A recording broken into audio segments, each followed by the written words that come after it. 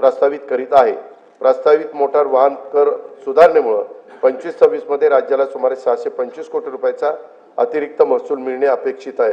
महाराष्ट्र मुद्रांक अधिनियम कलम 4 नुसार एकाच व्यवहाराच्या पूर्ततेसाठी एकापेक्षा जास्त दस्तऐवजांचा वापर केल्यास पूरक दस्तऐवजांना ₹100 ऐवजी ₹500 इतकी मुद्रांक शुल्क आकारण्याचे प्रस्तावित आहे।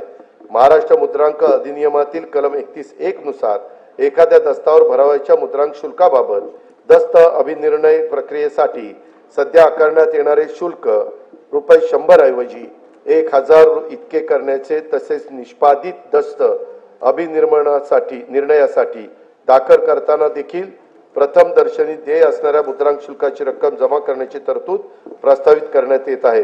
नागरिकांना ऑनलाईन पद्धतीने मुद्रांक शुल्काचा भरणा करणे व प्रमाणपत्र देणे हे सुलभ व्हावे यासाठी महाराष्ट्र मुद्रांक अधिनियम कलम 10(3) व 4 मध्ये ई मुद्रांक प्रमाणपत्राची नवी तरतूद लागू करण्याचे प्रस्तावित आहे।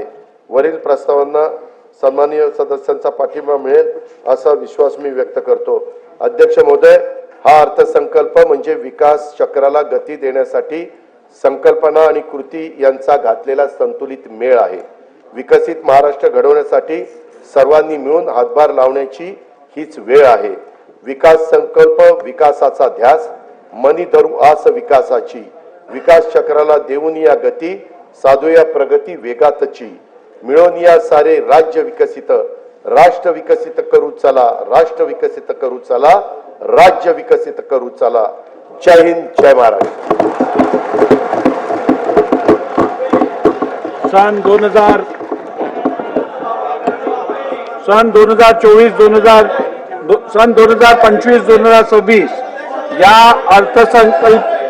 या अर्थसंकल्प सभागृहात सादर करण्यात आला। अर्थसंकल्पीय प्रकाशनाचे पेनड्राईव्ह असलेल्या सूटकेसेस सन्मान्य सदस्यांना देण्याची व्यवस्था वित्त विभागातर्फे विधान भवनाकरिता आरक्षित असलेल्या वाहनतळाच्या मोकळ्या जागेवर उभारण्यात आलेल्या मंडपामध्ये विधान भवन मुंबई येथे करण्यात आली आहे।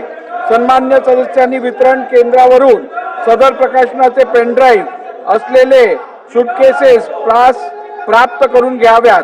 तसेच सदर अर्थसंकल्पीय प्रकाशनचे महाराष्ट्र विधिमंडळाच्या व शासनाच्या संकेतस्थळावरून उपलब्ध करून देण्यात येतील।